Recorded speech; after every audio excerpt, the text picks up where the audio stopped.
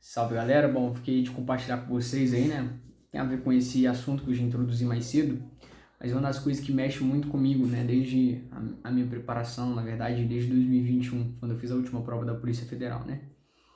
Esse sentimento, ele sempre nos acompanha, né? De, poxa, será que vai dar tempo? Será que eu tô fazendo o suficiente? E, e algumas pessoas falam pra gente ignorar isso, né? E continuar. Só que nem sempre você deveria ignorar isso daí, né? Às vezes, de fato, você tinha de fazer mais mesmo.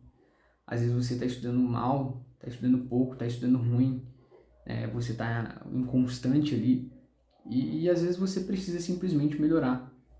Isso tem até a ver com a questão de mentalidade, né? Um pouco da discussão que eu trouxe aqui também nos stories, sobre o meu mindset, né? Que uma pessoa falou que era muito a ferro e fogo. Mas só quem passa, né, pela maior decepção da vida, né, que é você reprovar em um grupo de pessoas onde vocês ali em tese, né, tinham uma preparação muito semelhante, onde cada pessoa tinha seus prós e contras, né, um com os filhos, outro não, um só estudando, outros não. Seu grupo de estudo de 14 pessoas, 11 passam e você fica para trás, né, você é um dos que fica para trás. E aquilo me doeu muito, né, em 2021, eu sempre conto isso, já tive a oportunidade de compartilhar isso, inclusive na live com o Pedro e com o Bruno, né, que eram alunos também da mentoria, esses que passaram, e ali aquilo me doeu, né, porque eu fiz uma autorreflexão e falei, putz, cara, se eu tivesse estudado com mais afinco, né, antes, há mais tempo, porque no edital aberto, né, a gente tira vontade e motivação do sovaco, né, para não falar de outro lugar. Mas ali eu senti, eu falei, cara, eu tinha que ter feito mais, né? E ao longo da minha preparação, eu fui cada vez mais entregando mais ao processo, né? E sempre onde eu achei que estava no meu limite, eu achava que o meu limite de estudo diário era de 4 horas, né? Porque no início da minha preparação, meu limite era de 2 horas e 30, 3 horas.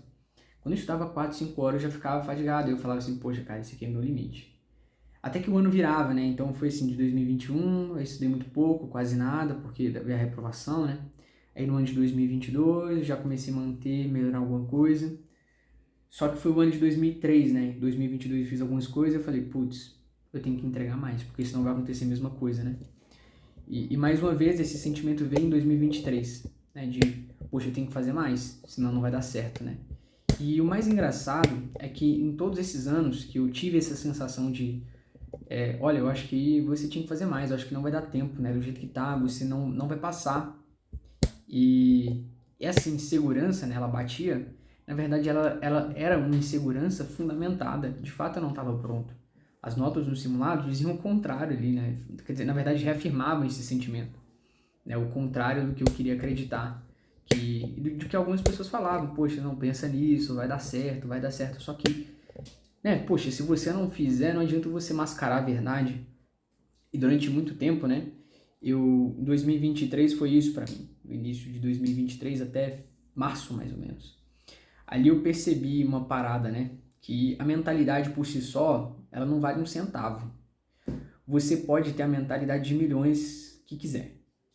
Você pode se achar que você vai ser o número um, você pode se convencer, né, mentalmente, ainda que você consiga criar uma dissociação cognitiva no mundo onde você não estuda nada e você acha que você vai ser o primeiro colocado na Polícia Federal, e você por vezes reafirma isso verbalmente, que você vai ser o primeiro colocado e tudo mais, mas na prática você não estuda, né? Você não faz questões, você não nem treina redação, né? Quando foi a última vez que você fez uma redação? Quando foi a última vez que você resolveu 120 questões num dia que não seja um simulado, né? Pô, mas na sua prova você quer resolver 120 questões num dia, você não treina essa quantidade de questões e essa intensidade, mas aí você quer chegar num dia e simplesmente dar conta mentalmente o cansaço de fazer 120 questões. Então, são várias coisas assim que, poxa, a mentalidade por si só, ela não tem o potencial de te transformar em uma pessoa de alto nível. E se eu tivesse entendido isso antes, né, no início, primeiro eu achava que a mentalidade era suficiente. Era o ponto de partida em que você acreditava, você mudava, né? Só que no fundo, cara, eu tenho crido cada vez mais que é o oposto, né? Você não precisa nem acreditar, mas se você chega e faz, acontece, né? Então, é meio óbvio, né? Você chega e faz e acontece. Então, como assim? Você não precisa pensar em nada, você acorda todos os dias repetindo, né? Resolvo aqui 100 questões por dia, tiro 30 minutos para o Anki, e eu estudo aqui 2 outras horas do meu dia, ou 3 outras horas do meu dia, né? Você gasta 1 hora para fazer questões, 1 hora para fazer Anki, e você gasta outro restante do tempo aí, outras 3 horas, 2 horas, para poder avançar na teoria. Se você faz isso, ainda que você tenha uma mentalidade de zero à esquerda, né? Você é arriscado você passar. Porque o que manda é o que você executa, né? E por vezes a gente quer fazer coisas que nos consomem tempo e a gente quer evitar fazer o que precisa ser feito porque dá mais trabalho, é mais cansativo, pesa mais, e a gente quer acabar fazendo o que é mais confortável ao invés do que fazer o que precisa ser feito. E aí a gente se convence, né, de que algumas coisas são necessárias, por exemplo, montar os próprios resumos, né? Se você pegar o podcast, né, não sou eu que estou falando, pega o último podcast, né, do Estratégia, se você for lá, o primeiro colocado do último concurso, e você vai ver uma coisa muito curiosa, ele não montava resumos. E aí a gente já conclui uma parada, né? Fazer resumos não é condição necessária e suficiente para aprovação. Agora, sabe qual que é a condição necessária e suficiente para todos os aprovados e você não vai conhecer nenhum, pelo menos nunca se ouviu falar na história do concurso da Polícia Federal, que alguém tenha passado no concurso que não tenha feito questões. Mas você insiste em negligenciar questões, porque você chega e fala, eu tenho que fazer questões mais pra frente, agora eu posso fazer 10, 15 e passar uma semana sem resolver uma questão, porque ainda não estou em fase de revisão. E aí você gasta horas a fio montando o seu próprio resumo e zero com questões. E aqui entra uma outra parada, né? O Anki, eu demorei a entender também o Anki, essa parada do Anki nos estudos. O que é Anki? O Anki é questões, galera. Anki também é questões. Então, pensa um pouco criticamente, né, em tudo que você faz atualmente e se questione, será que eu faço da melhor forma? Né? Será que eu estou usando melhor, de fato, as melhores ferramentas? Será que essas ferramentas elas estão me ajudando? Será que vai dar tempo mesmo? Porque talvez não vai dar tempo. Eu tive a oportunidade de acompanhar vários alunos, né, que iniciaram o processo do zero de estudo e começaram montando caderno, né? Então todos eles foram para isso, boa parte deles, né? Boa parte sempre desiste, para no início. Mas a parte dos que continuam, eles têm um problema muito grande de avanço no edital. Então, eles levam 1 ano e 3 meses para bater o edital próximo disso, para chegar lá e ter 80% dos seus resumos prontos. E desse 80% pronto, eles conseguem utilizar 50% a 60%. Por quê? A parte inicial dos resumos deles não são utilizáveis. Eu vivi isso na pele. Início dos meus resumos, eu tive que apagar esses dias meus resumos de estatística, porque estava tão ruim, tão fraco, que eu não dava conta de entender meus próprios resumos. Então imagina quem está começando do zero, né? Então, se questione, né? Poxa, será que vai dar tempo mesmo nesse ritmo? Bota numa régua, faz uma análise estatística, né? Mínima, básica, chega lá e olha assim, eu falo, ó, eu levei quanto tempo para chegar até aqui? Quantos por cento do edital eu já bati? Você vai chegar lá no número, 30%, 40%, quanto tempo você levou? Para você fechar os outros 60%, você acha que vai levar quanto tempo? Faz uma regra de 3, é simples. Se você não sabe, dá um Google, olha no YouTube como fazer regra de 3. Você vai conseguir descobrir quanto tempo você vai levar para finalizar seu edital. E aí, não é raro, né? Na verdade, é muito comum, né? Gostaria de falar, não é raro, mas acontece sempre, né?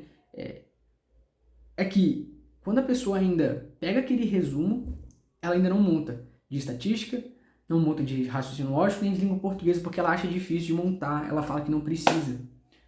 Então, assim, eu fico meio bolado com isso, né? Porque algumas pessoas de vocês vêm até mim me perguntar e tal.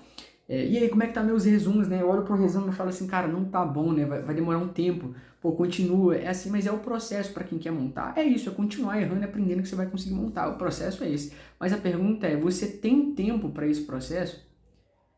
E outra coisa, e se não der certo agora, provavelmente você quer montar seus resumos, continua, né? Talvez dê certo, talvez dê bom para você. Só que o risco que você está correndo é muito maior. E eu falo isso porque eu quero vender também. Mas eu falo isso aqui porque tem muitos de vocês que são meus amigos, né? A gente já posso chamar assim, porque a gente conversa, a gente troca ideias, a gente já se acompanha um tempo, né?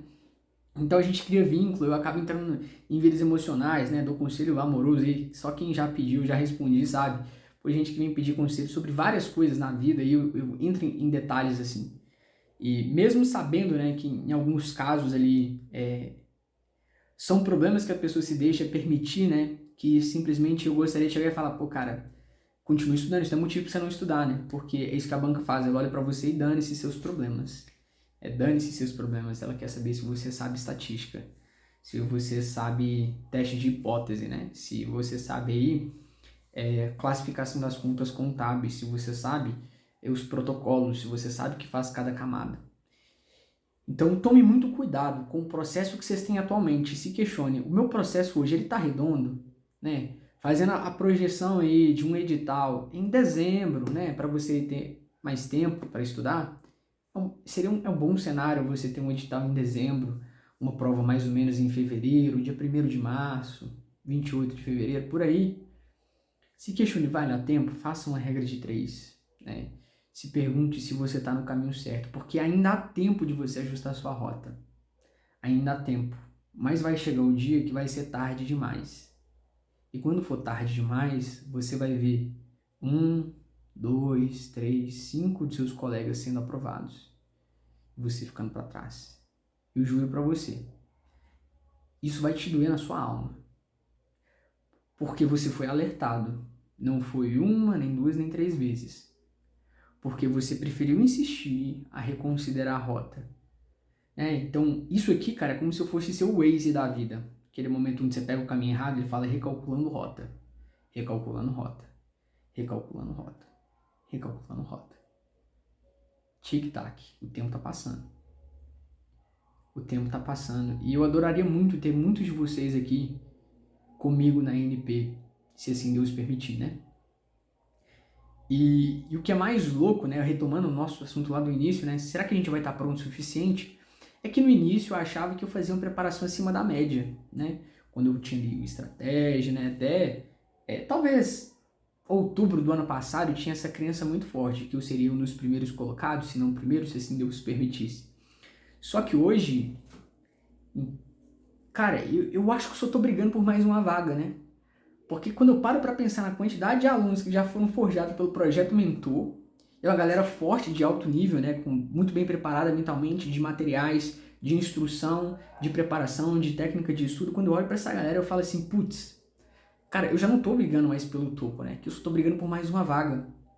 E aquela mesma sensação, né, do cara que ele tenta sair da borda, né, tá no centro aqui desse círculo, uma cidade em círculo assim, ele tenta caminhar em direção à borda para sair dessa cidade, só que cada vez que ele dá um passo, ele encolhe. Então, a cada passo que ele dá, ele encolhe proporcionalmente sua altura. Então, aquilo vira um processo vasto e infinito de conhecimento, qual parece que nunca vai ser suficiente mesmo, e não vai. Essa busca pela nossa excelência, né? Essa busca de, poxa, eu quero dominar tudo do edital, quero saber tudo que está lá, tudo que pode cobrar, quero zerar todas as questões da banca. Essa nossa jornada, essa busca, né? Quem tem esse ímpeto, quem sabe o que eu tô falando, que entra na rotina no dia, né? Se tem 3 horas para estudar, estuda 3 horas com garra. Se tem 5 horas para estudar, estuda com garra. Se tem 8 horas para estudar, rende as 8 horas com garra. E no dia que tá passando mal, estuda, né? Conheço algumas poucas pessoas aqui, um salve pra Jennifer, né, por exemplo. É um caso claro disso aqui. São pessoas que me inspiram. Se eu nunca tivesse escutado da boca da Jennifer que ela um dia estudou passando mal, eu jamais teria estudado com 39 graus de febre. Então, assim, tome muito cuidado com os processos, com a forma como você está estudando hoje. Isso pode custar a sua aprovação, entendeu? Pode custar a sua aprovação. Existe uma lógica matemática, uma regra muito, muito simples para você subir nota do seu simulado, né? Que é, reduza a sua margem de erro e reduza a margem de questões em branco. Como é que você faz essas duas coisas? Você tem 2 ferramentas estrondosas para fazer isso. A primeira delas, você reduzir margem de erro, é errar em questões. Quando você aumenta a quantidade de questões, você erra mais questões, só que no seu simulado a sua margem de erro cai. E quando você revisa mais pelo Anki, quando esse seu Anki, né, ele está projetado para te ajudar a revisar toda a teoria que você já estudou, quando você aumenta a quantidade de Ankis resolvidos, você se lembra mais das informações e você tende a deixar menos questões em branco.